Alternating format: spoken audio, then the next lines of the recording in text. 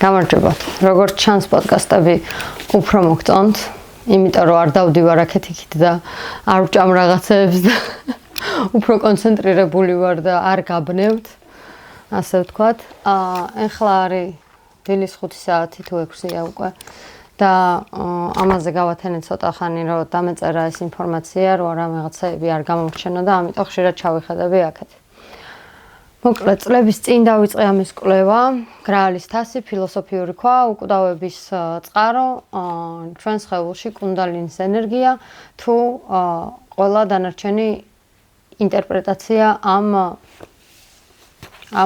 რაღაცის. ქრისტე თუნდაც და ქრისტეს ცნობიერი. ესე იგი, პირველად როდესაც გავიგე, ძალიან შემთხვევით რაღაც სამეცნიერო კვლევაში. შემდეგ ამაზე 1-4 წლის წინ ისაუბრა ჯიმ კერიმ. ვინც არის ის, ჯიმ კერი არის ჩემი საყვარელი მსახიობი ბავშვობიდან. რა ქვია იმ ფილმს მასკ, ნიღაბი. თუ გახსოვთ, ჩემი ბავშვობის პერსონაჟი იყო, ყოველთვის თანდევდა და ეხაც მაქვს ხოლმე მაგის ენერგიები, ძალიან ხშირად როდესაც წერდი ვიდეოებს. ეს პერსონაჟი არის ჩემთვის ძალიან ახლო და ისე განვითარდა მოვლენები, რომ დღესდღეობით ჯიმ კერი, იცით როგორი ადამიანიც არის, გასულია საერთოდ ამ მატრიციდან თუ რაც არის, ძალიან გაცნობიერებული და ძალიან ბრძენი კაცია.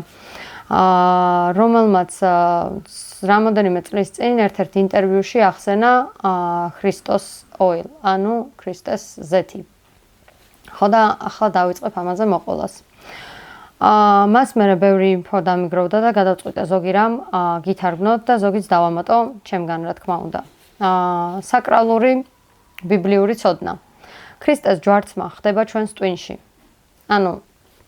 პირდაპირ გაიგეთ, რომ ქრისტე არის ჩვენში. და ქრისტეს ჯვარცმაც ხდება ჩვენს ტვინში შესაბამისად, თუ ჯვარცმა ჩვენში ხდება, აღდგომაც ხო ჩვენში მოხდება, ხორციელი უკვდავებაც თუნდაც დავავქვათ ამას რაღაც ინტერპრეტაციებით ჩვენში ხდება. ესე იგი, ქრისტე აწამეს გოლგოთაზე. ორიგინალ ენაზე გოლგოთა ნიშნავს თავის ქალას. ადამიანის ტვინში არის ნერვი, ცნობილი სახელად სიცოცხლის ხე. ის გამოდის პირდაპირ თავის ქალიდან. ეს ნერვი მოძრაობს და გადააქვს ზეთი, წმინდავს არხებს. ჩვენი ხერხემალი არის ტვინის ნაწილი და ნერვული ქსელები მთელ სხეულში გადის. თუ გინახავთ, ესე ტვინია. კატებო, გაჩერდებით? ტვინია, ხერხემალია და ნერვები ესე დაგსახსული. ჩვენ ვართ რაღაც ბურთი, ერთხელ ხილვა მქონდა, ზუსტად რაღაც შუა ღამე იყო თუ შუა დღე იყო, მოკლედ ჩავთვლიმე და ხილვა მაქვს რაღაც ესეთი, აი ტვინს გავს ძალიან და რაღაც თითქოს ბუზის თვალები აქვს, აი ბევრი თვალია გარშემო და ამ რაღაცას ხედავ, აქ ესეთი ცოტა დაკლაკნილი, აი ხერხემალივით ესეთ რაღაც და ეს შენ ხარო მეუბნება.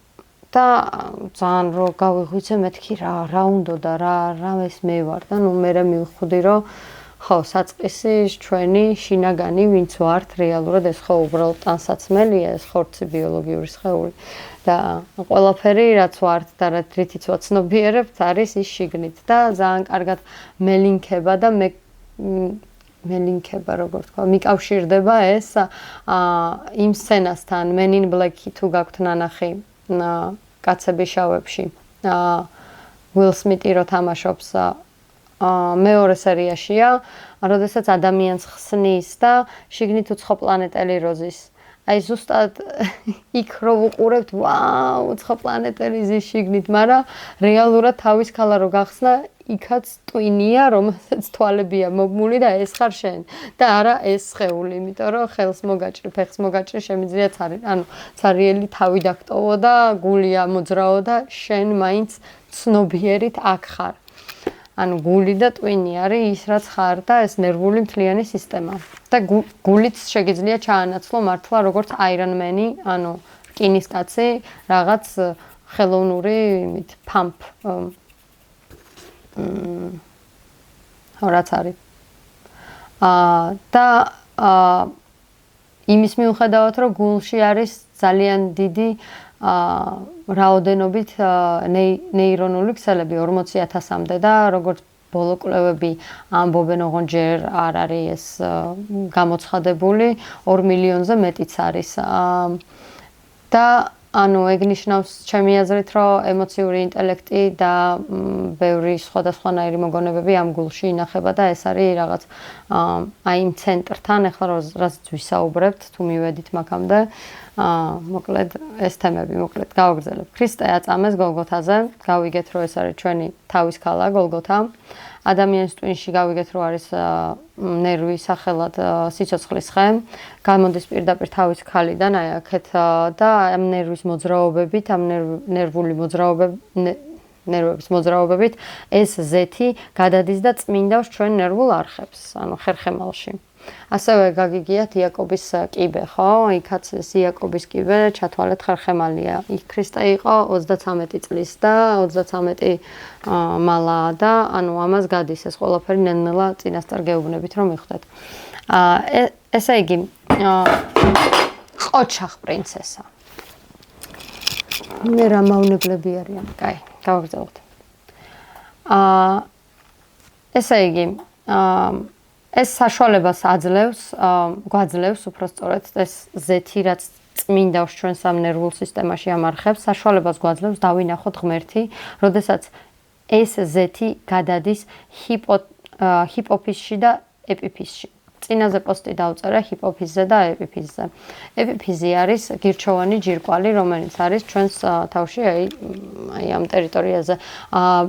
ეგვიპტური ღმერთის რას სიმბოლო თუ იცით თვალი რო არის, აი მანდ ჩანს კარგად აი ეგ მონაკვეთი ტვინის და ზუსტად მანდ არის ჰიპოფიზი, გირჩისებრი ჯირკვალი. აი თუ გინახავთ ხშირად არის გირჩი გამოხატული ხატებშიც და ასევე აი ანუნაკებს შუმერებს რო ვეძახით, მათ უჭირავთ ყოველთვის გირჩი. ანუ ეს არის ეპიფიზი, რომელიც აქამდე თუ შემეშალდა ჰიპოფიზი, თუ ეს არის ეპიფიზი, რომელიც არის ელექტრული, ანუ მასკულინური ნაწილი.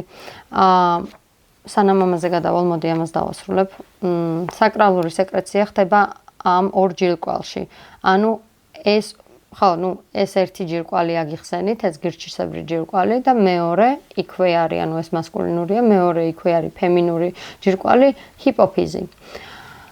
საკრალური სეკრეცია, ანუ სეკრეცია რა არის? ანუ ჯირკვალი გამოდევნის აი ამ საკრალური გამონადენია, ჩათვალეთ ქიმიური ელემენტებია, ხო, ჰორმონებია, წმინდა ელექსირი, სული წმინდის ნექტარი.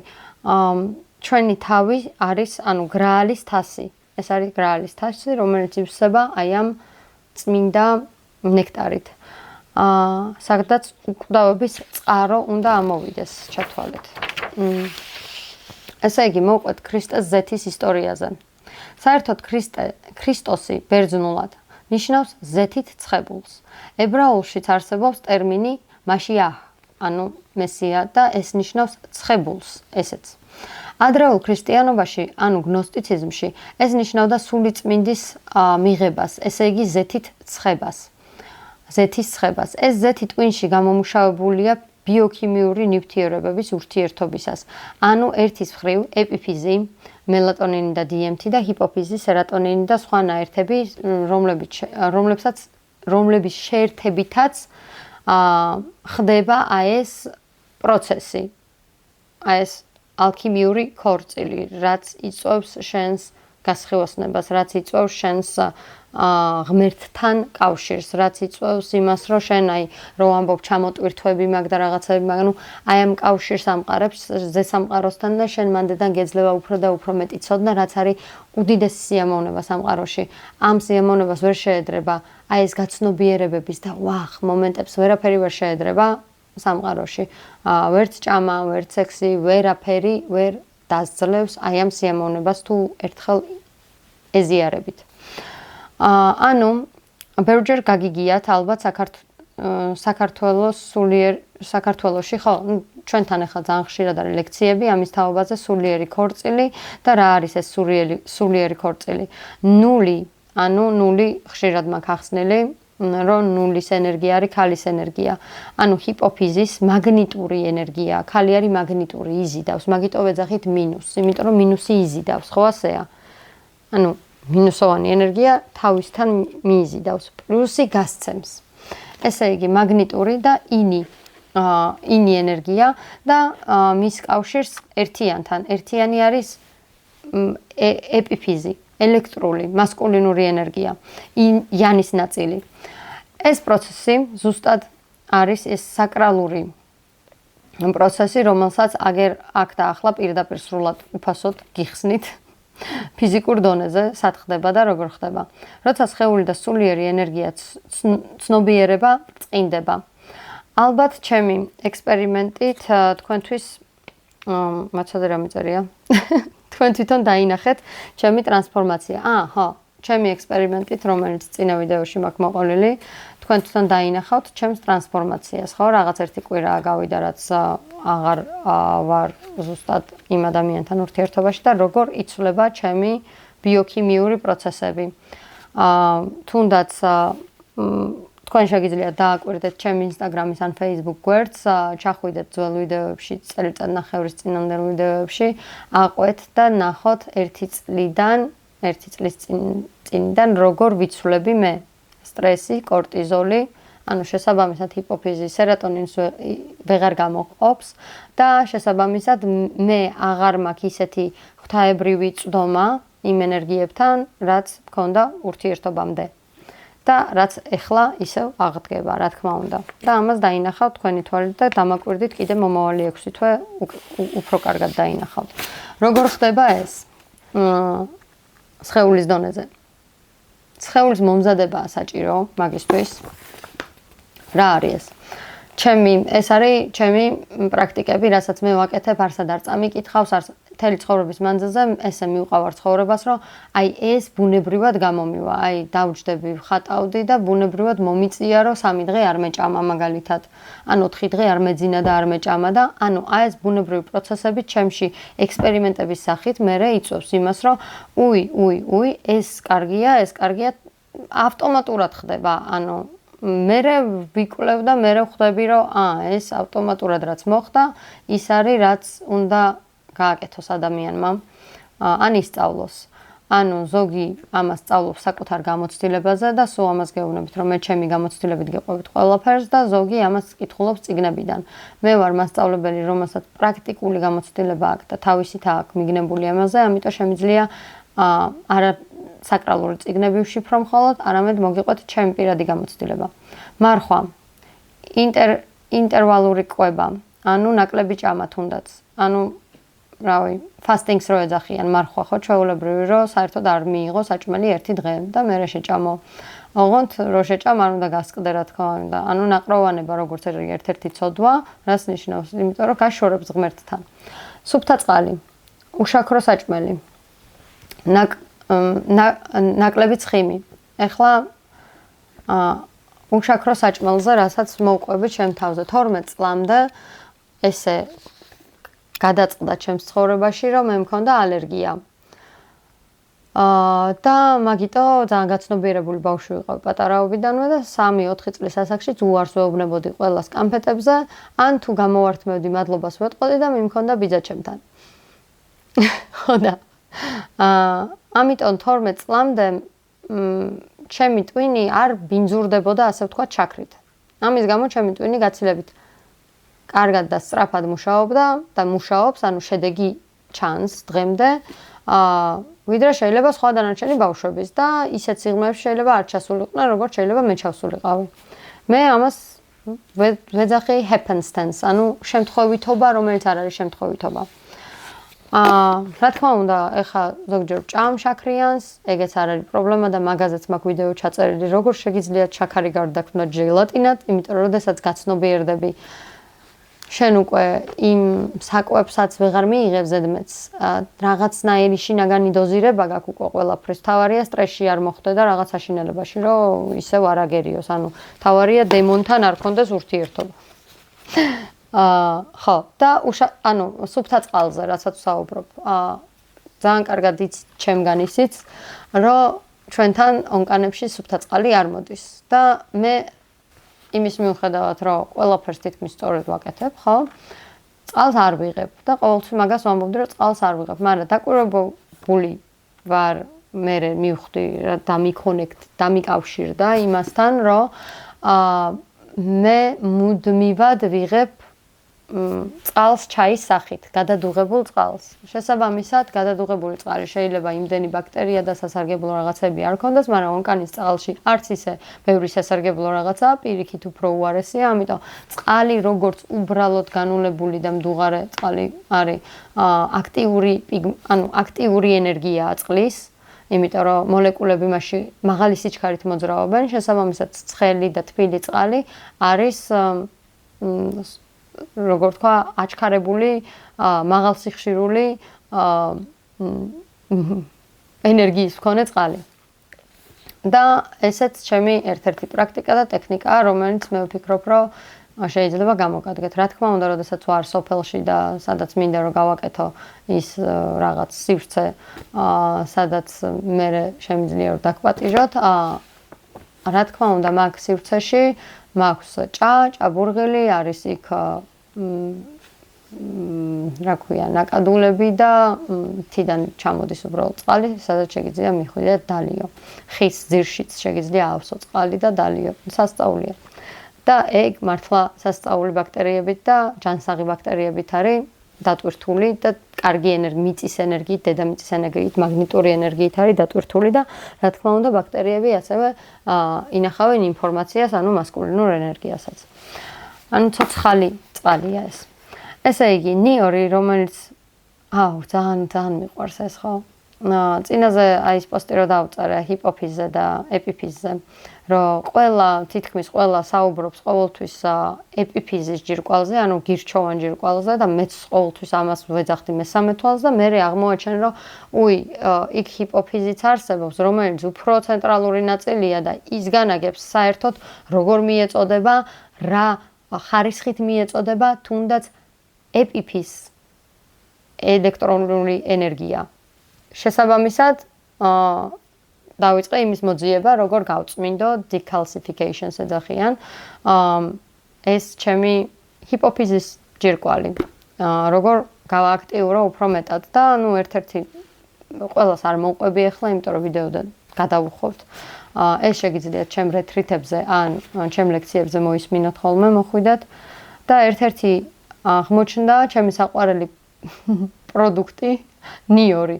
ქართველებს გვიყვარს ნიორი, ნიგზიანი, ბადრიჯანი, ასე შემდეგ, ყველაფერში ნიორს ვიყენებთ და ძალიან მიყვარს ნიორი და რამდენჯერაც შემხვედრიან რაღაც ისეთი იოგები და მედიტაციის გასხეოსნებული ადამიანები, ნიორი არ შეიძლება, ნიორი ცუდია, მაგრამ მე შინაგანი ცოდნით ვიცი, რომ არ არის ცუდი ეს ნიორი და ვიცი, რომ კარგია ნიორი. დაბალ სიხშირულია, დაბალ ვიბრაციული ანუ დაბალ ვიბრაციული ყველაფერი ცუდი არ არის. ჩვენი სხეული დაბალ ვიბრაციულია, მაგიტომ არის მყარი. ეგ არ ნიშნავს, რომ ის ცუდია. ხო, ამიტომ აი ეს შინაგანი ინტუიცია რო გააგდა, როდესაც ამას იცავ, ძალიან ძლიერია, ძალიან მაგარი რაღაცაა და ყოველთვის ენდეთ თქვენ შინაგან მეს. ხო და აღმოჩნდა, რომ ნიორი არის ერთ-ერთი წამყვანი ინგრედიენტი აი ამ ჰიპოფიზის ჯირკვლის გააქტიურებაში, გაწმენდაში და დახმარებაში.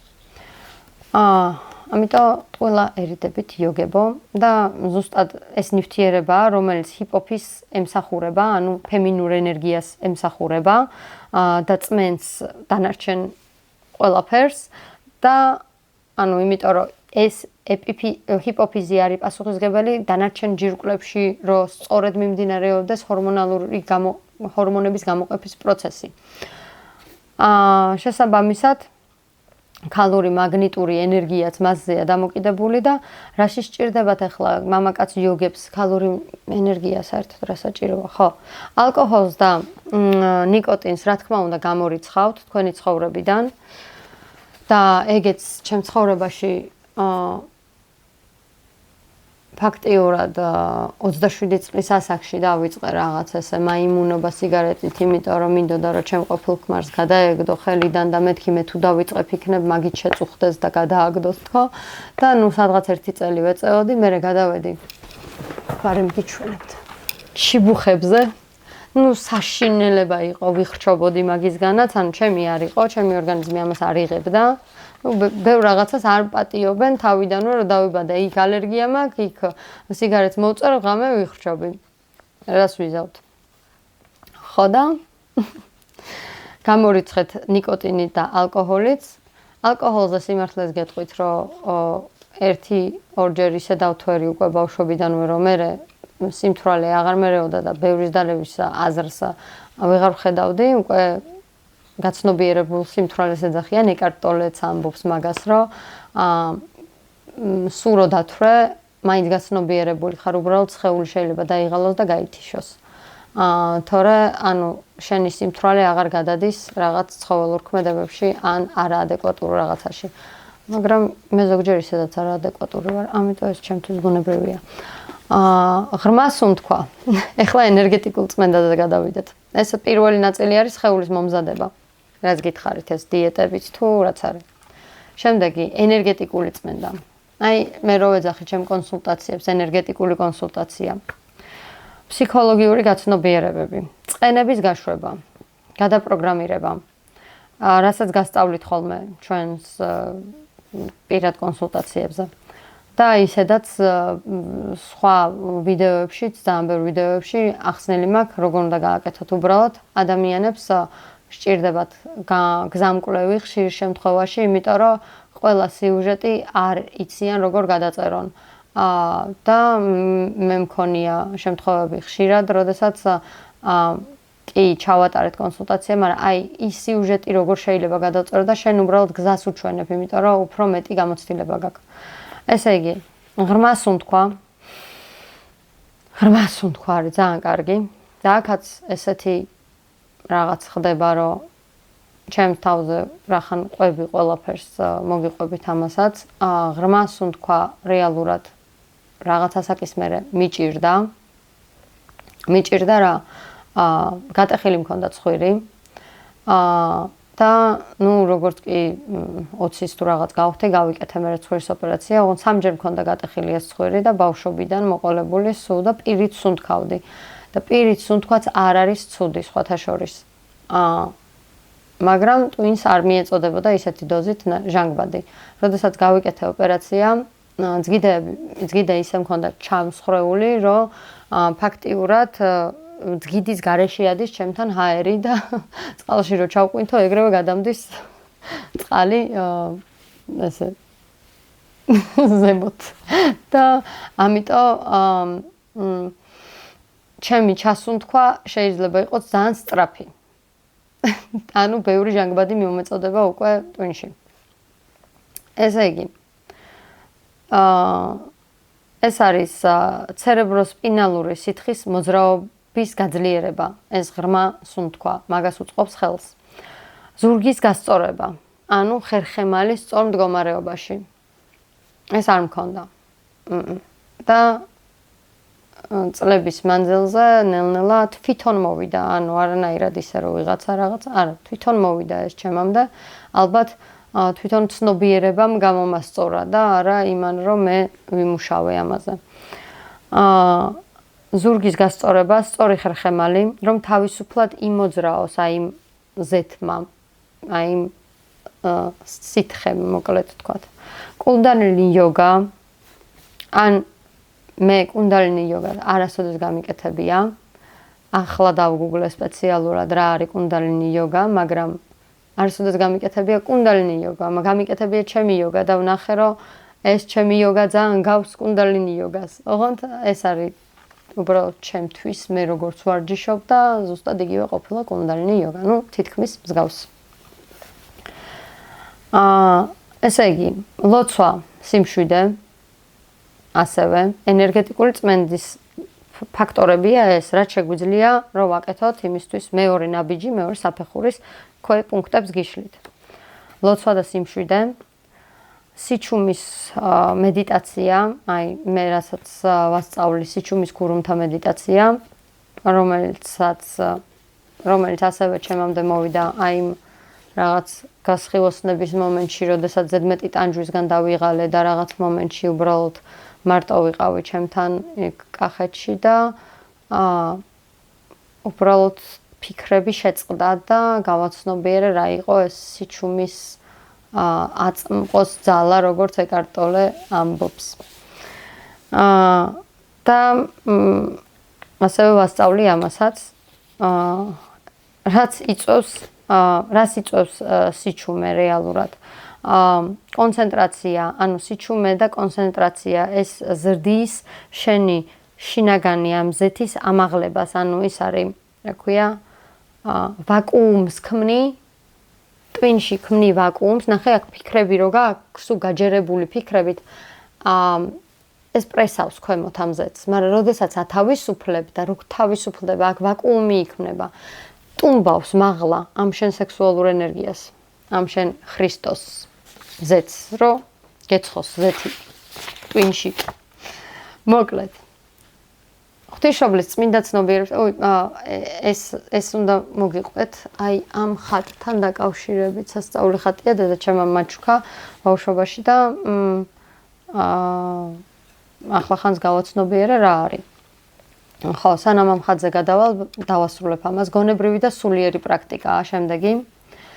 ანუ გონებრივი და სულიერი პრაქტიკა ისევ მოიცავს მედიტაციას, ჰიპოფიზის და ეპიფიზის თვის, ანუ კონკრეტულად ამ ლოკაციებზე მედიტაციას გულისხმობს. მანტრა, თუნდაც სიმღერა, რასაც ასევე ბავშვობიდან ვაკეთებდი და ბენდები მყავდა, როკ ბენდები და ასე შემდეგ და მღეროდი და ჭკუაზე არ ვიყავი და მე ხმა გავიფუჭე არასწორი, იმიტომ რომ გახურების გარეშე მღეროდით უაზროდ სახელოსნოებში თან ხო, საშინელ მდგომარეობებში და საბოლოო ჯამში სიმღერას შევწყვიტე, მაგრამ და ვიბრაციის გრძნობა შენში, აი ეს არის ყველაზე მნიშვნელოვანი, სულ რომ ის დათვს ჰქონდეს შენ ყურზე ფეხი დადგმული, თუ როგორც ამბობენ. ესე იგი, ვიბრაციების მოსმენა და ქართული მრავალხმიანობაც ასევე არის ფანტასტიკური ამისთვის. და თუნდაც მანქანაში ძომა და სიმღერა, ასე ვთქვათ. თუნდაც ნებისმიერი სიხშირეების მოსმენა. ეს ყველაფერი, მაგრამ ჩემთვის ყველაზე ძლიერი არის აი ეს. მაგალითად, თუნდაც დო და დო გიჭირავს, ლა, ანუ ყველა ნოტი რო გაიარო. და მეტყველება თუნდაც ის რო ეხავ წერ და ვზივარ და ვლაპარაკობ და მეტყველებ და ჩვენი ენა ასევე მოიცავს აბსოლუტურად ყველა, რა ვიცი, თითქმის ყველა თანხმოვანს, იმიტომ რომ ილია ჭავჭავაძე ამოაგდო მანდედან თანხმოვნები. თორე ისიც კარგი იქნებოდა რომ გვესაუბრა მაგაზეც, უფრო სიღრმისეულად აღიქვავდა, ეს ხო აღქმა, ტვინი აღიქვავს ჩვენ სიტყვებს, როდესაც ვსაუბრობთ. და ჩვენი მთელი სხეული აღიქვავს სიტყვას. და სიტყვა იყო ღმერთი, ხო? ანუ სიტყვით შეიქმნა ყველაფერი. ანუ სიტყვა იგივე ვიბრაცია, სიხშირე. ესე იგი, გავაგრძელოთ. სიზმრების გააქტიურება, ან სრულად არ საჭიროება ძილის, იმიტომ რომ როდესაც ქრისტოსი არის მაღლა ტვინში, აი დღეს მაგალითად საერთოდ არ მიძინია და არც მეძინება, ხო? ანუ ეს რა თქმა უნდა, შენი თავი არ უნდა გადაწვა ამის გამო, მაგრამ როდესაც გააქვს ეს მდგომარეობა, როდესაც შენი ზეთი მაღლა არის ასული, ანუ აი ის აღდგომის პროცესი აქვს შენს ორგანიზმში, კარგია რომ გამოიყენო მაქსიმალურად. მე ასე ვაკეთებ. ამ ცოდნას არავინ ასე არ დაგიდებთ არსად. ეხლა მე რასაც გესაუბრებით და ეს არის მხოლოდ ჩემი პრაქტიკა, ჩემი მიდგომა. არსად არ არის ეს ამოკითხული. ინფორმაცია, დიახ, ჰიპოფიზზე, ამაზე ბიოლოგიური დონეზე ამოწერილია და გაშლილია თქვენთვის, მაგრამ ეს, რასაც მე ვაკეთებ და როგორც გიკავშირებთ, ეს ჩემი დაწერილია. მოკლედ. ავთენტურობა. მეხუთე. ყველაზე ბოლო არის ავთენტურობა. ანუ მაღალი ვიბრაციები. მაღალ ვიბრაციას ჩვენ ვეძახით უპირობო სიყვარულს, ხო? გასხივოსნებას, ხო? უპირობო სიყვარული, ყველაფერი გიყვარს, მთელი სამყარო ხარ. მაგრამ ამის ზემოთ, სიყვარულზე ზემოთ არსებობს ავთენტურობის ენერგია. შენ როდესაც ხარ შენი თავი და ხარ ავთენტური შენ თავთან, შენ ხარ ყველაზე მაღალი ვიბრაციის მატარებელი. ანუ უპირობო სიყვარულში მაგალითად ყველა შეიძლება იყოს, მაგრამ შენ ავთენტურობაში მხოლოდ შენ ხარ. ამიტომ ძალიან მნიშვნელოვანია ადამიანებო ვისწავლოთ ის, რომ უნდა ვიყოთ ავთენტურები. ანუ შევიცნოთ ის ჩვენი ეგო, რომელიც ვართ, მოვკლათ ის ეგო, მერე ავიღოთ საჭირო ნივთები მანდედან, რაც გჭირდება, დანარჩენი დავაწყრიალოთ, დავალაგოთ და რაც საჭიროა გამოვიყენოთ. იმიტომ რომ ეს ყველაფერი არის ჩვენი ხელსაწყოები, რითიც უნდა ვიხელმძღვანელოთ ცხოვრებაში და ღერძი შენი ინდივიდის, შენი ღვთაებრივი გამოხატულების დევს მასში. ესე იგი ავთენტურობა, ანუ შენი უმაღლესი ვიბრაცია, შენი, კონკრეტულად შენი, არა ჩემი, არა ჩვენი, შენი კონკრეტულად, ანუ ჩემი კონკრეტულად. ის შენ ნეიროქიმიურ დონეზე მოქმედებს, როდესაც ხარ მაღალ ვიბრაციებზე. ამიტომ უნდა ვიმუშაოთ ჩვენ აი მესამე პუნქტში, რაც არის ცნობიერ დონეებზე, რომ გავიგოთ რა არ არის ჩვენი, რა არის ჩვენი, რა არის მოხვეული, რა არ არის მოხვეული და ეს არის დიდი პროცესი, რომ შენ მიაღწიო შენ თავთან ავთენტურობას და არ კონდეს რაღაც ისინი. ხო. შიში დაწყენების გაშვება, აი მის რაღაც პროცესი, რაც წეგან გითხარით. ხო. ეხლა მოდი ამ ღვთისმშობლის ხატზე მოვყვები. იმედია ჩანს. ზუსტად ისტორია არ მახსოვს, მაგრამ როგორც მახსოვს, ისე მოგიყვებით. აი აქ გარშემო არის ორი ჩირაღდანი. აქეთ და აქეთ. ბიბლიაში არის ესეთი ისტორია, შუაში არის ღვთისმშობელი და პატარა იესო და ესე თითქოს ზარში არიან მოქცეული, ეს წითელი ისა აქვთ გარშემო და ეს ხილვა ქონდა იმ ხატვარს, ვინც ნახა და ანუ სანამ არ დახატა, იქამდე ხილვებში მოდიოდა ეს ხატება, რომ ის დაეწერა, ანუ ეს ხატი რომ დაეწერა, მანამდე ნახულობდა ამას და რომ დაასრულა, ზუსტად მაშინ მიხვდა, რომ ეს ამ ხატს დაარქვა გონების ბრწყინვალება. წმინდა ცნობიერება, ან რაღაც ესეთი, ზუსტად რუსულად ქვია ამ ხატს რაღაც, მაგრამ ქართულად ესე გითარგმნიდით მე. იმიტომ რომ იმ კაცთან შეიძლება სიტყვებით სხვანაირად მივიდა, მაგრამ მე გრძნობ, რომ ამას ქვია წმინდა ცნობიერება. და ეს წმინდა ცნობიერება და აი ეს ხატი ზუსტად გულისხმობს იმ თემას, რაზეც ახლა ვისაუბრებ. რაზეც ახლა ვსაუბრობ, უბრალოდ. ღვთისმშობლის წმინდა ცნობიერების ხატის ისტორია არის ორ ქალწულზე, რომელთაც ანუ ეს ორი ჩირაღდანი გვერდებში არის ორი ქალწული, რომლებსაც ზეთი ეყოთ და ჩირაღდანი ენთოთ ბოლომდე. ეს არის სიმბოლიზმი და ეს ყველაფერი თქვენ უნდა გაიაზროთ, როგორც საკრალური ცოდნა. იმიტომ რომ ის, რასაც კითხულობთ ბიბლიაში, არ არის სახარებაშიც, არ არის პირდაპირ. ეს არის ალეგორიები, ეს არის ზე ცოდნა, რომელიც უნდა გაიშიფროს. სული წმინდის მიერ. და იქნება დრო, როდესაც ყველაფერი გახდება ხილული. და მანდეთ მიდის ახლა სამყარო. და შეეცადეთ, რომ გავცნობიერდეთ. ხო. ორ ქალწულზე, რომელსაც ზეთი ეყოთ და დანარჩენებზე, რომლებსაც არ ეყოთ. და ჩაუქრათ. შესაბამისად ვერ მივიდნენ ქორწილამდე თუ სადაც მიდიოდნენ და ვერ გათხოვდნენ. ვერ მივიდნენ მოკლედ ქორწილამდე და ეს ორი ქალიშვილი, ქალწული თუ რაც არის, მივიდა. აგერ ორი ჩირაღდნის სახით რო არის გამოხატული. ანუ მათ მოახდინეს შინაგანი ქორწინება და მათ შეძლეს რომ ზეთი შეენარჩუნებინათ. ანუ იმათ არ ეყოთ ზეთი და ამ ზეთზეა ახლა ქრისტეს ცხებაზეა, ქრისტეზეა საუბარი, ჩვენში ქრისტეზეა საუბარი. როდესაც შენ სექსუალური აქტით კავდები, შენ ამ ენერგიას კარგავ, როდესაც ორგაზმი გაქვს, შენ ამ ენერგიას კარგავ. ანუ ამ ზეთს შენ უშვებ. და როდესაც ეს ზეთი უნდა წარმოგიდგენთ, ზეთი ოლეინა კი არ არის, ეს არის ეთერული რაღაც ზეთის მაგვარი რაღაცა, ეს არის ქიმიური ელემენტები, რომლებიც უბრალოდ წმინდავს აი ამ ჩვენს თლიან ნერვულ სისტემას. ანუ ქრისტე რა არის? განწმენდაა ხო ჩვენი ქრისტე? ეგ არის. შესაბამისად, ესენი ვინც იყვნენ ქალწულები, ვინც ინახავდნენ თავის ამ სექსუალურ ენერგიას, მათ ეყოთ ზეთი, რომ მისულიყვნენ აქამდე, რომ ასულიყო ეს ზეთი აქამდე და დაქორწინებულიყო მათში ღვთაებრიობა, ანუ ღმერთთან ყოფილიყვნენ. ანუ წმინდა ცნობიერება არის თვითონ ღმერთი. ამ ხატზე მორჩე და გადავიდეთ პრაქტიკულ გაცნობიერებაზე. დავიწყოთ. სახარებაში ნათქვამია, რომ სული წმინდა ყოველ ადამიანშია და სული წმინდის გარეშე შენ ცოცხალი ვერ იქნები, ხო? ზუსტად ასევე ქრისტე არის ჩვენ სხეულებში. პირდაპირ გაიგეთ, რომ ქრისტე არის ჩვენ სხეულში. 64 შენშია და რას გულისხმობს ეს, ხო? ამას ამბობს ქრისტეც და რას გულისხმობს სახარება. ახლა მეცნიერულად ავხსნათ. ჩვენი ტვინი ხო ორი ბირთვისგან შედგება. მარჯვენა და მარცხენა ჰემისფეროები. ერთი არის მასკულინური საძახი, მეორე ფემინური. მაგაზე ცალკე ლექცია მაქვს, მე შეგიძლიათ დაესწროთ მაგ ლექციას. ესე იგი, კლაუსტრუმი. კლაუსტრუმი არის ძალიან ესეთი კარგი რაღაც.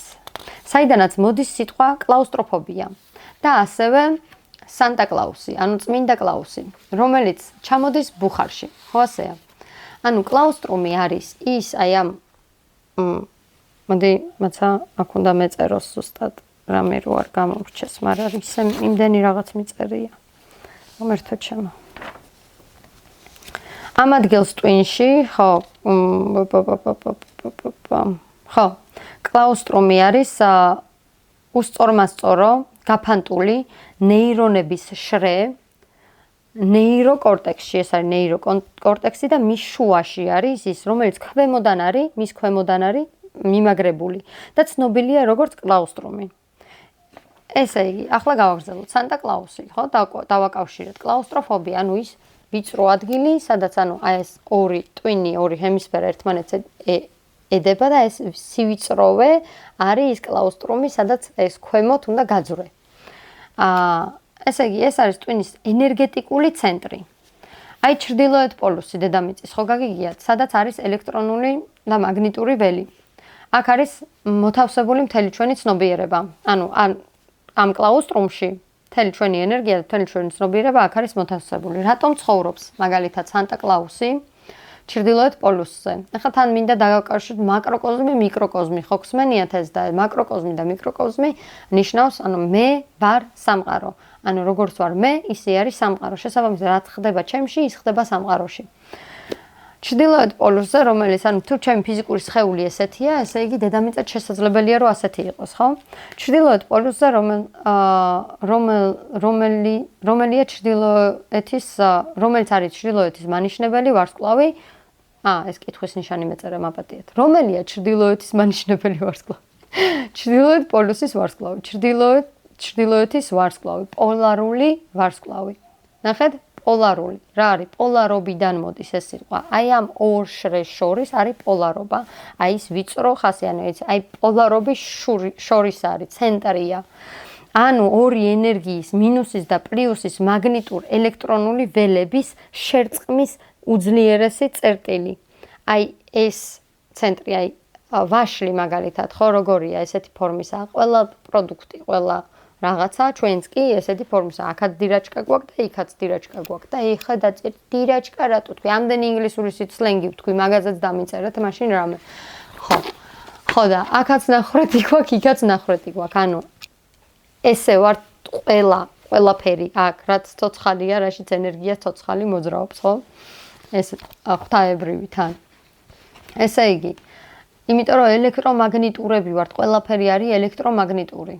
ერთადერთი რაც ამ სამყაროში არ არის, ანუ ხელოვნურად ნახეთ, ხელოვნურს ვეძახით მაგას. აი ეს სკამი ხელოვნურად შექმნილია და არა აქვს ესეთი წერტილები, ხო? იმიტომ რომ ის არ არის ცოცხალი ორგანიზმი, მაგრამ ცოცხალი უჯრედებისგან არის შექმნილი. შესაბამისად, ყველაფერი სამყაროში არის აი ამ ველებზე დამოკიდებული და ამ ველებით იქმნება. და ეს ცენტრალური ველი, ეს შუა ღერძი არის ზუსტად ის კლაუსტრუმი, ეს კლაუსტროფობია აქ ცენტრში და აი ამ კლაუსტრუმში უნდა ვიაროთ მუდმივად, რო იცოდეთ. არც იქით გადავარდეთ, არც აქეთ. ხო. სადაც ერწყმის ერთმანეთს დედამიწის ღერძი. არის ხო ვიცით, ნამდვილი პოლუსი, ჩრდილოეთ პოლუსი და ავიაციაში რასაც ვიყენებთ. ღმერთო როგორ დამავიწყო. ის ელექტრონულ დამავიწყდა, ვერ ვიხსენებ, ხო? კაი, всё მოვეშვით. ის ელექტრული, რაზეც მოძრაობს მთელი ცის კაბადონი. ჩრდილოეთ პოლუსის პოლარული, ანუ დაყოფის ცენტრში არსებული ვარსკვლავი. აი იმ ცენტრში არსებობს ის ვარსკვლავი, დაყოფის ცენტრში არსებობს, ანუ გეომაგნიტურ ცენტრში, დედამიწის ჩრდილოეთ პოლუსი ხო იქით არის, სადაც კომპასს აიღებ, წავა ჩრდილოეთისკენ. შესაბამისად, მანდედან არის აი ეს მაგნიტური ველი, რომელიც მერე ქვემოთ უკავშირდება თუნდაც სამხრეთ პოლუსს, ხო? ეს მგვალ დედამიწაზე. შეგვიძლია ეს წარმოვიდგინოთ ბრტყელ დედამიწაზეც, რომელიც ბრტყელი არის შრე და გარშემო არის ჩასმული, წარმოვიდგინეთ რაღაც კოსმიურ კვერცხში, როგორც აქვთ ვედებს და ძალიან ბევრ იმებს. ნებისმიერ ვარიანტში ეს კოსმიური კვერცხი ზუსტად ასეთივე ფორმით ელექტრომაგნიტური ველით მუშაობს. არ აქვს მნიშვნელობა რისი გჯერათ და რისი არ გჯერათ. ესე იგი, პოლარობა, ანუ დაყოფა, ხო? მის გარშემო მოძრაობს ყველა დანარჩენი ვარსკვლავი. ანუ ამ პოლარისის, ამ პოლარული ვარსკვლავის გარშემო, აი ასტრონომებს თან რო უყვართ ფოტოების გადაღება და slow motions რო ეძახიან შენელებულ კადრს და ეს ტრიალებს და ერთი ვარსკვლავის გარშემო ტრიალებს ყველა ვარსკვლავი, ხო? გაქვთ ეგეთი ფოტოები ნანახი. იმ პოლარულის გარშემო ტრიალებს ყველა დანარჩენი ვარსკვლავი. ან პირიქით შეგვიძლია ვთქვათ, რომ დედამიწის ღერძი არის გასწორებული პოლარულ ვარსკვლავზე და დედამიწა რო ტრიალებს, მაგიტომ ტრიალებს ყველა დანარჩენი ვარსკვლავი. გასაგებია, ხო? ესე იგი, ჰელიოცენტრულ მოდელში, ანუ სადაც მზის სისტემას ვემხრობით, დედამიწის ღერძი მუდამ გასწორებულია ამ ჩრდილოეთის ვარსკვლავზე და მე ჩრდილოეთის ვარსკვლავს მაგალითად ვეძახი პროექტორს. ეგრე აღვიქვი ადრეც და დღემდე ეგრე აღვიქვავ პროექტორს და ეს ცოდნა, რასაც ახლა გაძლევთ, კიდევ უფრო მიმყარებს ამ ჩემ აზრს. რატომ? იმიტომ რომ პროექტორი რა არის? აშუქებს, აჟღერებს, სიცოცხლეს აძლევს, ანუ იმ გამოსახულებას, რასაც ვხედავთ ეკრანზე, ხო ასეა? ფოტოებს რომ იღებენ, ეგ ხო გითხარით, ხო?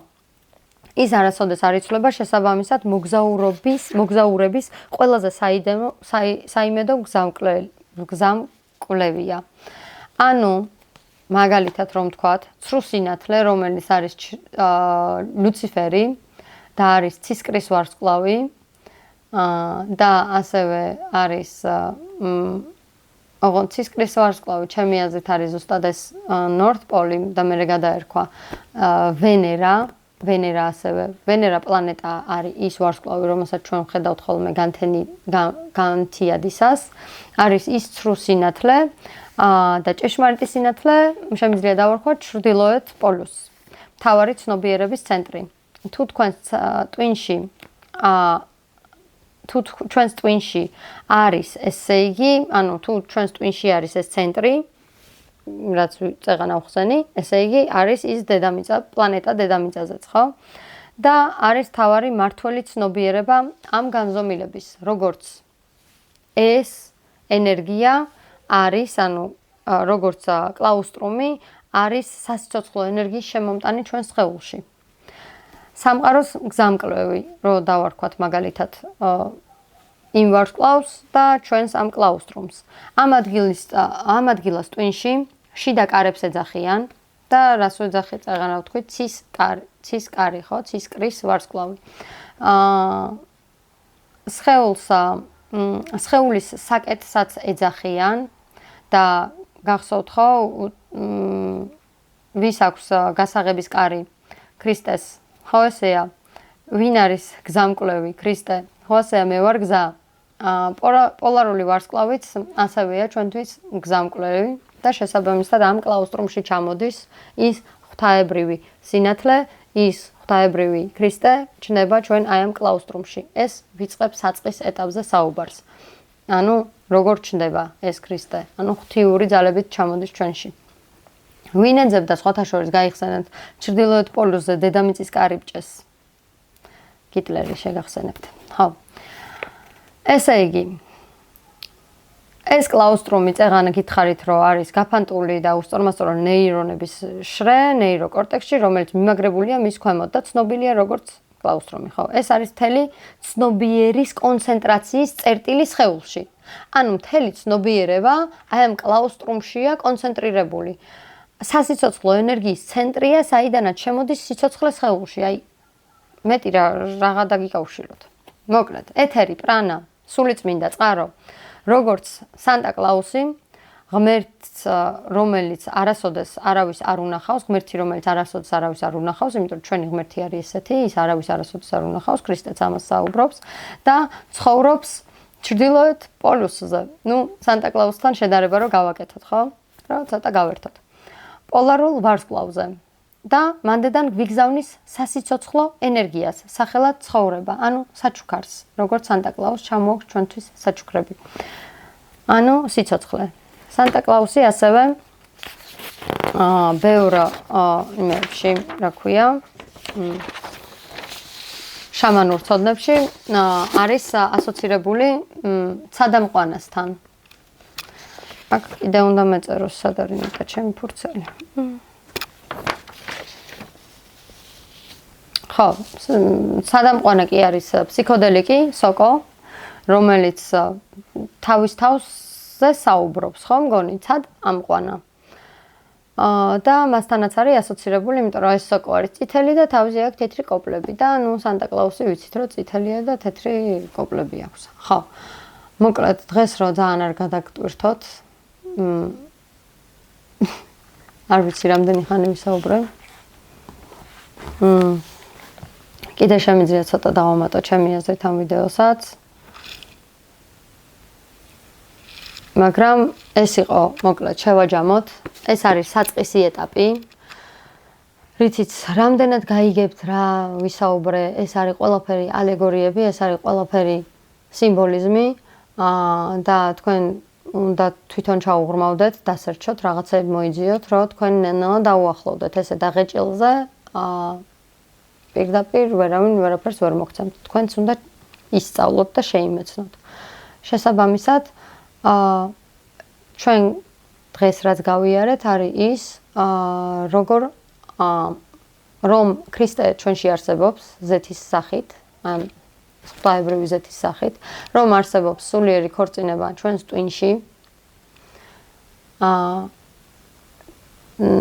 რასაც აღწერს ძალიან ბევრი იუნგიც, ისიც ესეც ყველა, მაგრამ კონკრეტულად ესე დეტალურად იშვიათია ვინმე, იშვიათი რამე ჯერ არ მინახავს, იმიტომ რომ მუდამ ამას ვეძებდი და რახან ვეძებდი მე თვითონ ვიპოვე საბოლოო ჯამში, ჩემით მივაგენი. თუ რამე ცნობები გაქვთ ყოველთვის, როგორც ყოველთვის შეგიძლიათ გააზიაროთ, იმიტომ რომ ერთის გზა არის ესე მისვლა, მეორის გზა არის მერე წაკითხვა და ჩემი გზა ყოველთვის ჯერ ჩემ გამოცდილებაზე და შემდეგ უკვე წიგნებიდან მიღებულ ცოდნას ეფუძნება. ხო და გავიგეთ, რომ ქრისტე არის ჩვენს სხეულში, რომ ქრისტე აღსდგება და გარდაიცვლება ჩვენს სხეულში და გავიგეთ ისიც, რომ ის ვინც თავის სექსუალურ ენერგიას უფრთხილდება, ზეთი ეყოფა იმისთვის, რომ იქორწინოს საკუთარ თავზე, ანუ საკუთარ თავში და ღმერთთან იყოს, ანუ შენ რო ქორწინდება, ეს ღვთაებრივი ქორწინება რო ხდება, შენ ღმერთთან კავშირში ხარ, მან. მაგიტომ არის ეს ძალიან მნიშვნელოვანი, იმიტომ რომ ეს არის ექსტაზური გამოცდილება, ეს არის ის, რასაც ყველა ეძიება, ეს არის გასხივოსნება, რაც ჩვენ გვინდა რომ მუდმივად გქონდეს. შესაბამისად, დღეს ბევრი პრაქტიკებიც გითხარით, როგორ უნდა დაიწყოთ თქვენი სხეულის მომზადება მაგისთვის.